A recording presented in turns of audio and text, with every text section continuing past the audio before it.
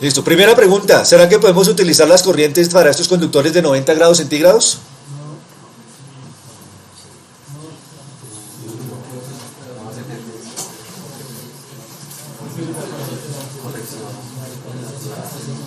Primero, normativamente, ¿en Colombia se puede?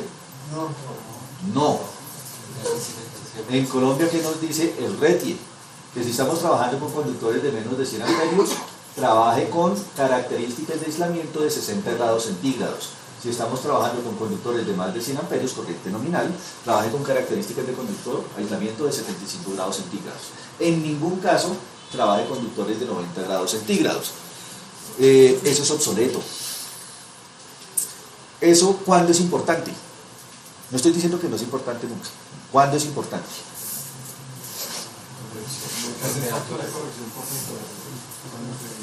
No.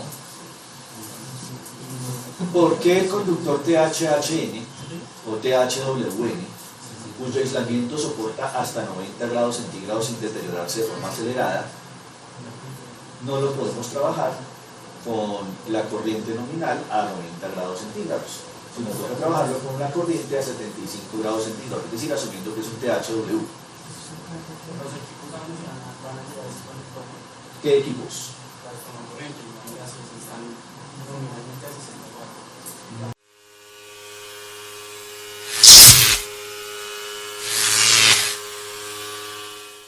Pero mire que el tomacorriente no me genera tanto problema. El principal problema es coordinación térmica con las protecciones. ¿Y cuándo en la protección eso es importante? El interruptor automático. Cuando son protecciones que trabajan con temperatura. Pues, por ejemplo, si estamos hablando de interruptores termomagnéticos, como su nombre lo indica, todo su proceso mecánico de disparo inicia por temperatura. En la parte térmica, ¿no? La parte magnética es por corriente. ¿No?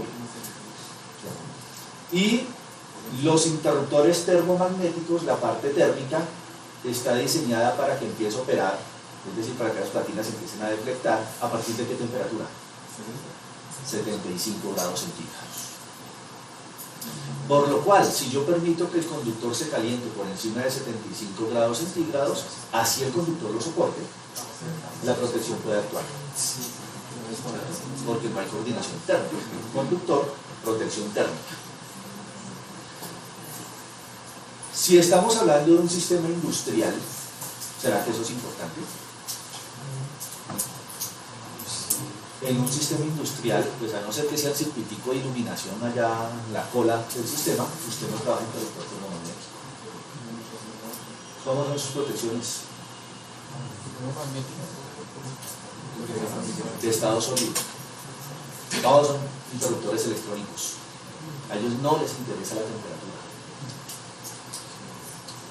La corriente de operación es la misma, así en conductores que a 75, 60 o 90 grados centígrados. Los interruptores electrónicos leen corriente y cuando la corriente sobrepasa tal nivel de ajuste, el picado empieza a contar cierto tiempo para no operar. Entonces, aunque la filosofía de funcionamiento es similar a la de la protección térmica, el funcionamiento como tal es con corriente, lectura de corriente, no lectura de temperatura. Lamentablemente, pues nuestro RETIE está un poquitico atrasado, nuestra NTC 2050 está atrasada, ¿cierto? La NTC 2050 está basada en NEC, desde el 96, y el RETIE está basado en qué ajustes del NEC. 2008, ¿cierto? Se lanzó en el 2013. Recuerden que el último RETIE que tenemos es del 2013. En el 2014 se modificó un artículo, en el 2015 otros dos, pero cositas pequeñitas. ¿Ves? Nuestra normatividad está muy atrasada con respecto a la tecnología que manejamos en este momento. Entonces, en la actualidad, técnicamente podríamos trabajar con 90 grados centígrados. La respuesta es sí.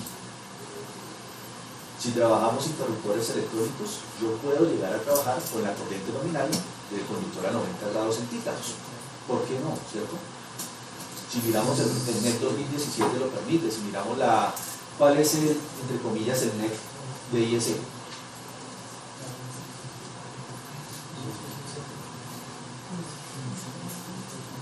Es norma de diseño de sistemas de baja tensión. De IEC.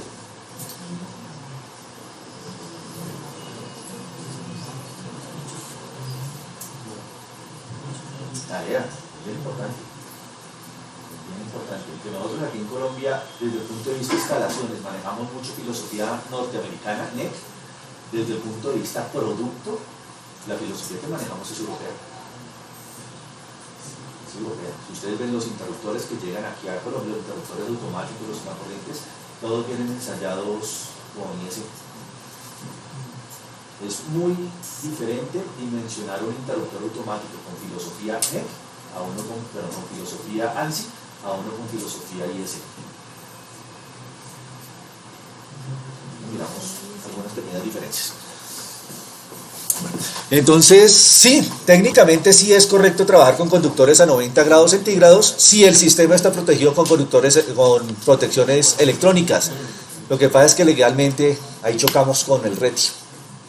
Y finalmente, si se presenta un problema, el abogado no me va a pelear por si técnicamente está bien o está mal, ¿cierto? Cuando ya uno entra a problemas de abogado es que dice la norma, que está atrasada 50 años.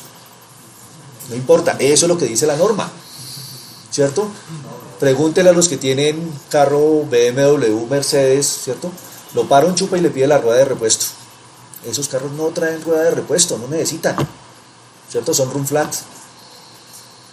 El borde de las llantas es dura, de tal forma que cuando se pinchan pueden andar 80 km/h con la llanta pinchada. Pero dígale, es un chupa. Entonces, lo primero que uno hace cuando compra un carro de esos es ir a comprar la llanta de piso. Y si yo tengo las condiciones ambientales de carga del conductor superan los 90 grados centígrados, no hay una protección. Pero eso nunca va a pasar. O sea, por condiciones ambientales uno hace un derrateo. Por ejemplo, estoy trabajando en un ambiente muy caliente sin acondicionamiento de aire, temperatura ambiente de 45 grados centígrados. Pues yo debo derratear, disminuir la corriente máxima que puede circular a través del conductor para que finalmente la temperatura no pase de 90 grados centígrados. Pues yo lo que hago es derrateo de corriente nominal. Eso lo hace el NEC, por ejemplo. En la NTC 2050, NEC de 1996, nosotros hacemos derrateo. ¿Por qué motivos? No, para conductores no se tiene presente eso. En la norma, en la NTC 2050 no está eso presente. ¿Cuál es?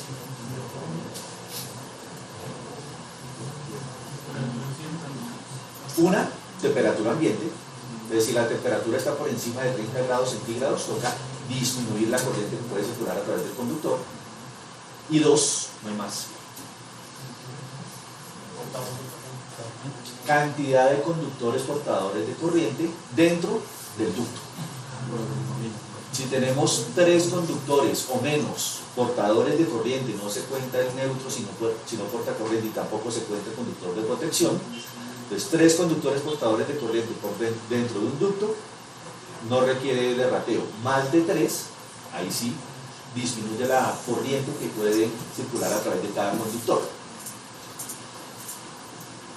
¿Qué no se tiene en cuenta? Que ya pues, en la mayor parte de las normas que están actualizadas sí tienen en cuenta. Uno, ¿será que es lo mismo tener un ducto enterrado en el suelo que un ducto al aire libre? No. Cuando tenemos el ducto enterrado en el suelo, tenemos menor transferencia térmica, ¿cierto? No tenemos ese fenómeno de radiación que cuando tenemos el ducto adosado al techo o a una pared. ¿Será que es lo mismo tener una bandeja portacable que tener un ducto? En una bandeja portacable el cable se puede refrigerar mucho mejor que en un ducto.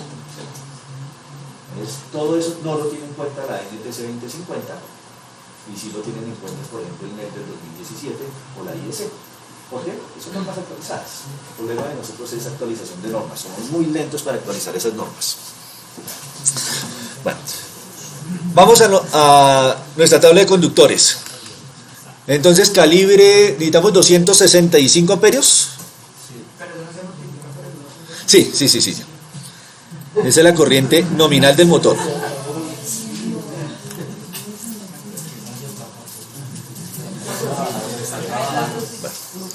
Entonces, con alambres y cables THN y THWN de 90 grados centígrados.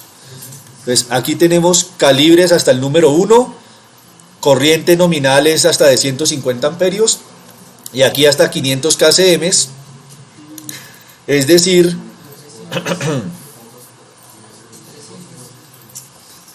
soportan hasta 430 amperios. ¿De estos qué conductores nos serviría?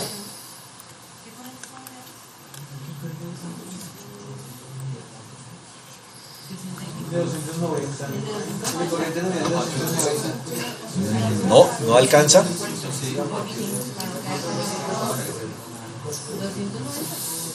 No alcanza.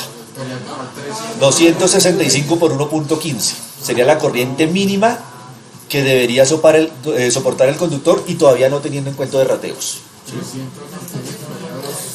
Entonces mínimo el de 300 kcm, ¿cierto? Que tiene una capacidad de corriente de 320 amperios. ¿Podemos trabajar con esa capacidad de corriente de 320 amperios? Si vamos, una con el derrateo. Si vamos a trabajar con interruptores de estado sólido, yo personalmente interruptores electrónicos lo trabajo. Es decir, yo no me guío por la NTC 2050, por el RETIE, sino me guío por el NEC o por la IS 60354. Entonces ahí yo violo el RETIE sin incumplir técnicamente las cosas. Técnicamente las cosas las estoy haciendo bien. ¿Okay? No le voy a invertir 1,5 millones de pesos a un interruptor de 400 amperios electrónico para aparte de eso tener que darle duro al cliente por el conductor. ¿Por qué? Porque el RETIE lo dice. No hay otra justificación. Profe, en ese caso entonces el RETIE, ¿qué diría? ¿Que ese cable no me sirve? No. Entonces, ¿qué tabla tengo que utilizar? La de THW. Como es de más de 100 amperios, entonces me voy. Entonces, aquí tendría que trabajar con el 300 kcm. Siguiendo el RETIE, miremos qué conductor tocaría utilizar. Entonces, este de 90 grados centígrados no me sirve. Tengo que buscar el de 75 grados centígrados, que es el THW. Ese menos.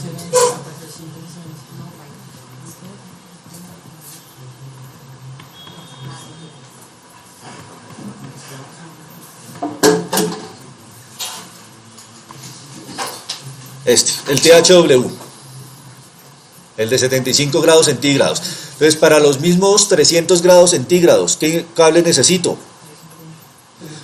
Un 500 kcm, por lo menos un 350 kcm, y eso estando a ras. ¿Cuánto ha dado 65 por 1.15? ¿Qué pena?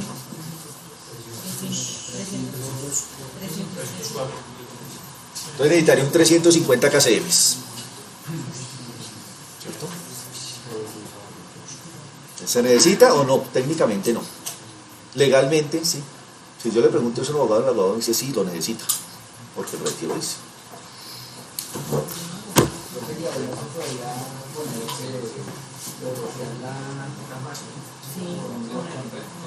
Pero para 300 kcm no justifica. Ya, si yo tengo 500 kcm o más, por ejemplo, eso no es de distribución en Colombia, un 750 kcm en Colombia, a no ser que lo mande a hacer por pedido, no lo consigo. Entonces, en ese caso, sí sería mejor 2 conductores por fase. ¿Sí? Pero para 300 kcm no, eso todavía se consigue. Y el interruptor viene apto para 350 kcm. Todo bien.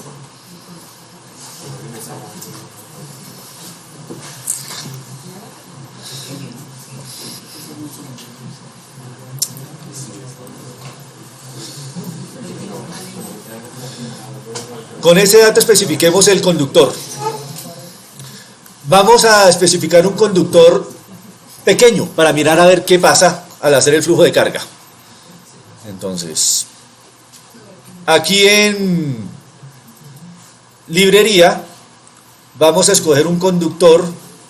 Bueno, entonces aquí tenemos todos los conductores que tiene ITAP. Entonces primero vamos a escoger conductores por voltaje. Entonces no nos interesan los conductores de alto y medio voltaje. Entonces quitamos seleccionar todos y solo vamos a escoger conductores de 500, 600, 700 y 1000 voltios. Entonces, nuevamente, aquí en botón librería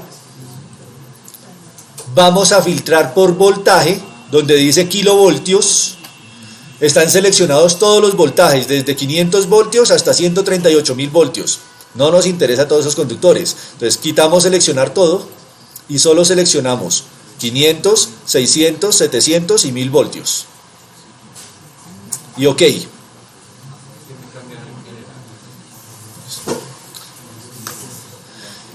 No nos interesa, donde dice tipo, no nos interesa conductores en aluminio. Nos interesa solo conductores en cobre, ¿cierto? Instalación interna es mejor cobre. OK. Entonces ya solo tenemos conductores de bajo voltaje de cobre. Y nos interesa el número de conductores, solo un conductor por fase. No nos interesa conductores ni duplex, ni triplex, ni cuádruplex, ni quíntuplex. Es un solo conductor por fase. OK. Y en tipo de aislamiento, no nos interesan todos esos aislamientos, sino vamos a trabajar con aislamiento THWN2 y THHN, THWN y THWN2.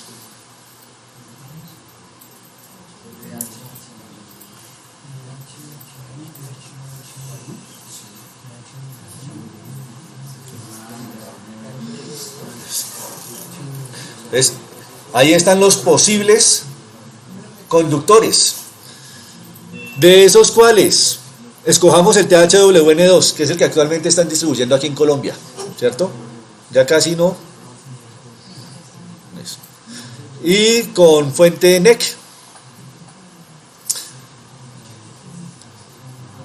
Y escojamos un conductor, por ejemplo, calibre número 2. A propósito, lo estamos escogiendo mal para mirar qué pasa. ¿Ok? Ya sabemos que por lo menos deberíamos tener un 300 kcm. Si trabajáramos con temperatura de de 75 grados centígrados, por lo menos un 350. Escojamos el número 2. Y OK.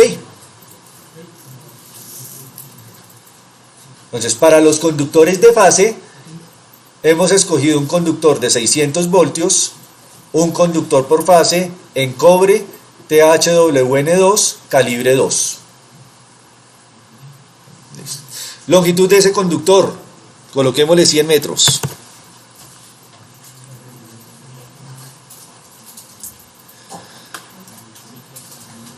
Vamos a la ficha de aspectos físicos. ¿Esto para qué nos sirve? Si lo que yo quiero es especificar, por ejemplo, conductores de media tensión o de alta tensión, en las cuales no solo tengo un conductor de aislamiento, sino conductor, aislamiento, conductor chaqueta, por ejemplo, un cable con doble concéntrico, entonces ahí yo puedo configurar todas esas dimensiones del cable. ¿Okay? En el caso de nuestros conductores que son de baja tensión, que simplemente conductor de aislamiento, pues no tengo que hacer nada. Mirar y ya. Ahí nos dice el espesor, el diámetro del conductor, todos esos son datos tomados de la librería. La resistencia en DC del conductor, la capacidad de alado del conductor. Esto sobre todo es muy importante cuando estamos haciendo instalaciones con aluminio. ¿Alguien ha estado presente cuando se hace cableado con aluminio? ¿Qué problema tiene el aluminio? Que es un material mucho más blando y aproximadamente soporta el 60-55% de tensión que comparado con el cobre. Por lo cual, si yo no tengo la experticia, la capacitación para hacer instalaciones con cableado en aluminio, sobre todo cuando los alimentadores son de longitud grande, 50 metros o más, normalmente como resultado da que daño el conductor. aplico una fuerza de más de 150 kilogramos, más o menos por ahí está la fuerza límite que yo puedo aplicar, y cuando aplico más de 150 kilogramos el conductor se elonga. ¿Qué pasa si se elonga? Su diámetro disminuye, el área transversal disminuye, por lo cual la capacidad de corriente también disminuyó. En general me tira el conductor. Después, cuando vaya a hacer ensayos, pero ¿por qué si yo esperaba una regulación de tensión del 1.5% me está dando una regulación de tensión del 3%? Abro un tablero, hago inspección topográfica, pero porque este conductor está 100 grados centígrados. ¿Será que calculé mal? No, yo calculé bien. Miremos, hagamos una inspección del conductor, hagamos medición de resistencia en DC. Retiraron el conductor. Solución. Pueden hacer la instalación. Ahí no es una solución. ¿Ves? El aluminio es muy delicado, por lo cual toca manejarlo bien y con las herramientas adecuadas. Normalmente, cuando se tienen alimentadores largos, más de 50 metros, una exigencia para poder hacer el cableado, el pulling, el alado del conductor, es tener el elemento de medición de fuerza, es una báscula. Entonces yo jalo el conductor y si pasa de 125 kilogramos no pare.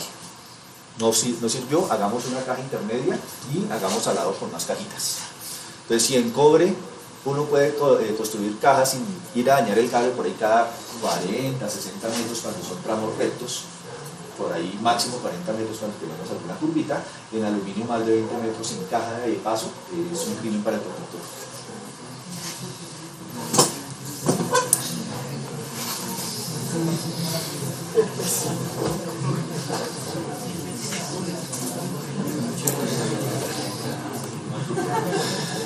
Vamos a la ficha configuración.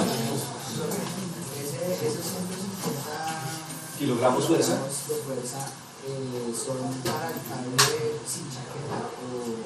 No importa, la chaqueta no es un refuerzo mecánico del conductor. Entonces, cuando yo hago al lado del cable, el 100% de la fuerza la está asumiendo el elemento mecánico del conductor.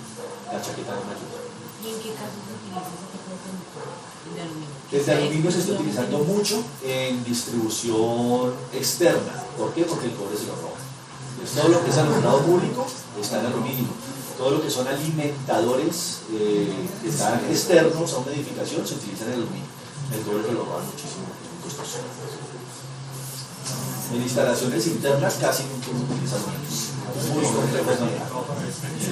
No se ahorra mucho, lo que uno se ahorra en el cable se lo tiene que tirar en cajas de paso y en capacitación, y si no está bien capacitado ellos cambian cables. Ojo, eso no quiere decir que el cable de aluminio no se dañe. ¿Sí? Perdón, el cable de cobre no se dañe. Yo he visto instaladores con el alicate enrollan el cable y jalan eso con toda la fuerza que les da. Ese cable también se daña. Si no se les daña el cobre, por lo menos se les daña el aislamiento, se les rayó. Entonces, el cobre soporta más que el aluminio, sí, pero también es delicado. También es delicado. Bueno, en configuración, si lo que estamos alimentando son motores, lógicamente motores trifásicos, ¿qué otros conductores, aparte de las tres fases, necesitamos llevar en ese ramal? Pues aquí tendríamos un ramal, ¿cierto? ¿Qué conductores deberían ir por ese ramal? Tres fases, conductor de protección. ¿Se necesita neutro? No, ¿cierto? No se necesita neutro. Si metemos neutro es perder plata. Ese conductor de neutro no se utiliza para nada. Entonces falta conductor de protección. Entonces seleccionamos aquí conductor de protección. Vamos a tener un solo conductor de protección y trabajémoslo también en calibre número 2, del mismo calibre de los conductores de fase. ¿Cuál es la resistencia y la reactancia? Digamos que trabaje los datos típicos. Entonces, conductor número 2 en conduit, en tubería en acero y ok. ¿Perdón?